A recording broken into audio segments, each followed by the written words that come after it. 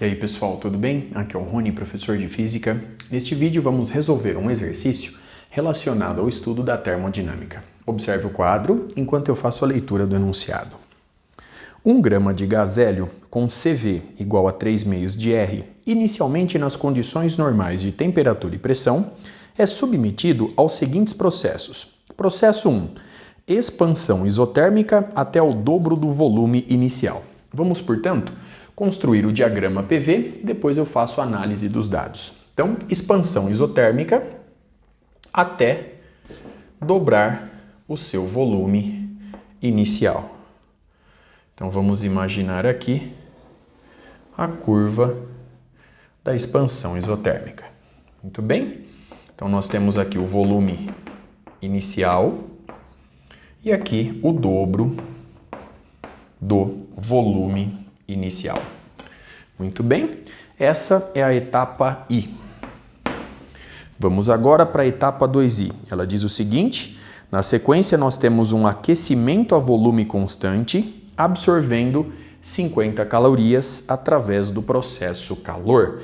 Então nós temos aqui um aquecimento a volume constante, absorvendo 50 calorias através do processo calor. Então eu vou assumir que essa pressão mede P2. Eu vou assumir agora que essa pressão mede P1.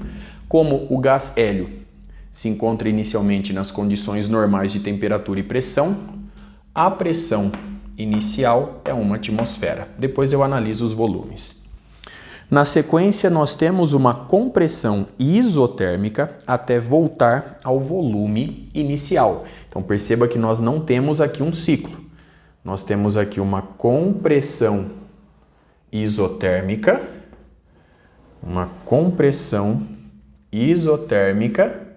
até o gás hélio retornar para o volume inicial. Muito bem. Essa etapa é a etapa 3I. Então aqui nós temos a etapa 2I e aqui a etapa 3I. Essa pressão eu vou chamar de P3. Então aqui eu vou apelidar de estado A, estado B, estado C e estado D. Muito bem? Item A, represente os processos no plano PV, indicando a pressão, o volume e a temperatura em cada ponto, em cada transformação. Então vamos lá. Aqui, passando pelos pontos A e B, nós temos a isoterma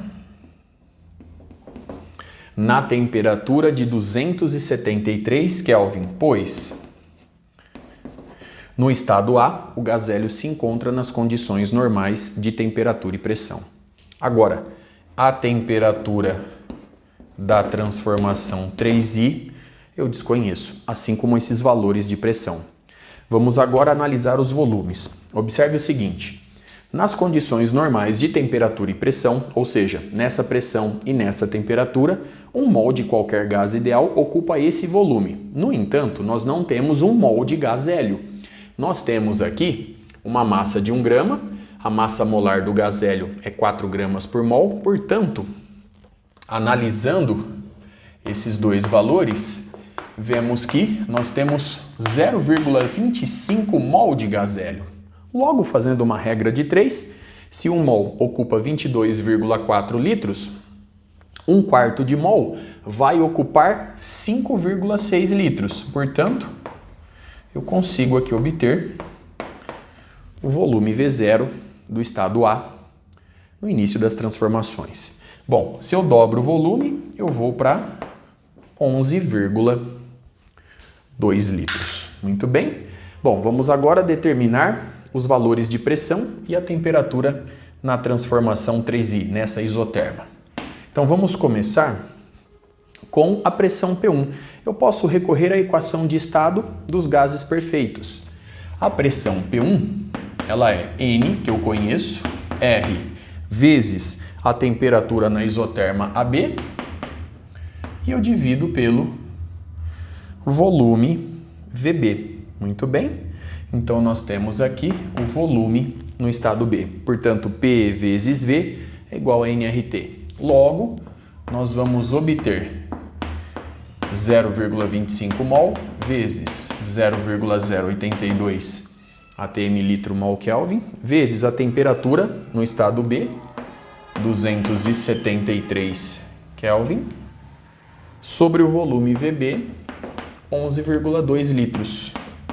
Logo, efetuando os cálculos, você vai encontrar uma pressão P1 igual a 0,5 atm. Muito bem, então observe o valor encontrado para P1. Bom, vamos agora determinar P2. Para determinar P2, eu preciso conhecer a temperatura da isoterma CD, da transformação 3I. Para determiná-la, eu vou recorrer a essa informação. Perceba o seguinte, de acordo com a primeira lei da termodinâmica, o calor na transformação 2I é igual ao trabalho na transformação 2I mais a variação de energia interna na transformação 2I.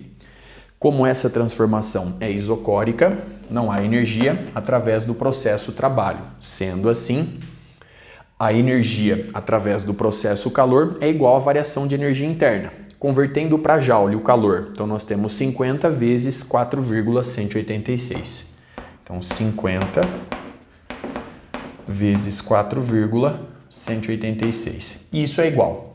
Como CV é 3 meios de R, a variação de energia interna é 3 meios de NR vezes a variação de temperatura no processo BC, ou a variação de temperatura na transformação 2I. Muito bem? Logo, nós temos aqui 2 vezes 50, 100. Então, 418,6 é igual a 3. Eu passei só o 2 multiplicando. Então, 2 vezes 50, 100. 418,6 é igual a 3 que multiplica. Quantidade de gás hélio em mol é 1/4. Agora eu vou utilizar 8,314 joule por mol Kelvin vezes a variação de temperatura na transformação 2I ou na transformação BC. Efetuando os cálculos, você vai encontrar uma variação de temperatura de 67 Kelvin. Então, uma variação de temperatura de 67 Kelvin. Logo, a temperatura na transformação CD ou transformação 3I, ela é 273 mais a variação de 67. Portanto, nós temos aí 340 Kelvin. Então, observe o valor obtido para essa temperatura. Bom, agora, para determinar P2, eu posso recorrer à equação de estado dos gases ideais, mais uma vez, é uma opção. Logo, P2 é igual a NR vezes a temperatura no estado C sobre o volume no estado C.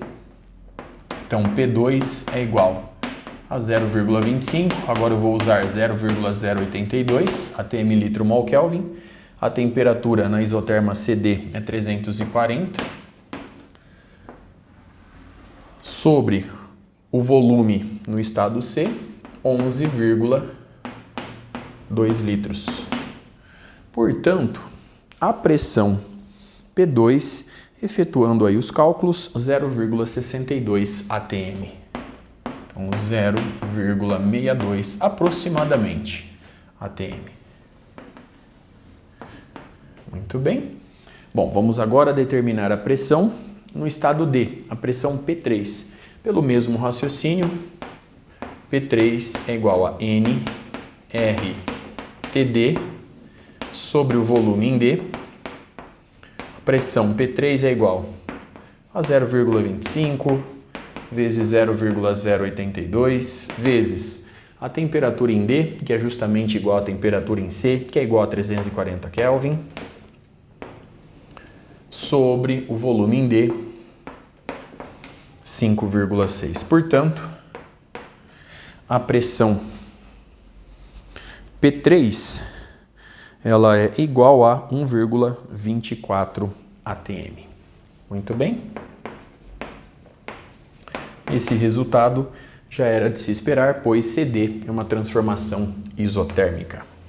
Então, observe no quadro a expressão obtida, o resultado obtido, os cálculos realizados. Com isso, eu consigo obter todos os valores associados ao gráfico que ilustra a transformação PV. Muito bem?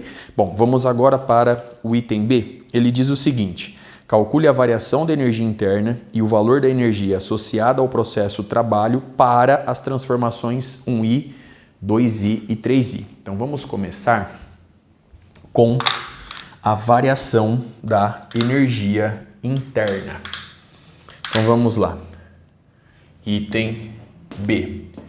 Variação da energia interna em cada etapa. Perceba o seguinte: dois destes resultados são muito fáceis de serem obtidos. Perceba que na transformação I a temperatura é constante, portanto, sendo o gás hélio um gás ideal, a variação da energia interna é zero. Na transformação 3I nós temos outra isoterma, portanto, a variação é zero. Agora, a variação da energia interna na transformação 2I aqui se encontra, ó. Basta fazer 50 vezes 4,186 para obter o valor em joule. Você vai encontrar 209. 209 joule. Muito bem. Bom, vamos agora determinar a energia associada ao processo trabalho. Então, o trabalho na transformação 2I é fácil de ser obtido. Por ser uma transformação isocórica, não há realização de trabalho. Muito bem. Agora, na transformação isotérmica, conforme vimos em vídeos anteriores, eu vou recorrer à expressão nRT vezes o Ln do volume final sobre o volume inicial. Muito bem? Então perceba o seguinte: na transformação I, nós temos o número de mols igual a 0,25 vezes a constante real R, 8,3 Joule por mol Kelvin, vezes a temperatura de 273 Kelvin, então realize esse produto, que multiplica o Ln do volume final. O volume final é 11,2 e o volume inicial é 5,6, portanto, vezes o Ln de 2. Efetuando os cálculos, você vai encontrar um trabalho tal I igual a 393 joule. Portanto, eu vou pedir aqui para você realizar esse cálculo para mim. Apenas comprove o resultado. Então, nós temos 0,25 vezes 8,3 joule por mol Kelvin.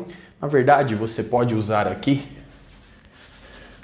8,314 joule por mol Kelvin para ser mais específico.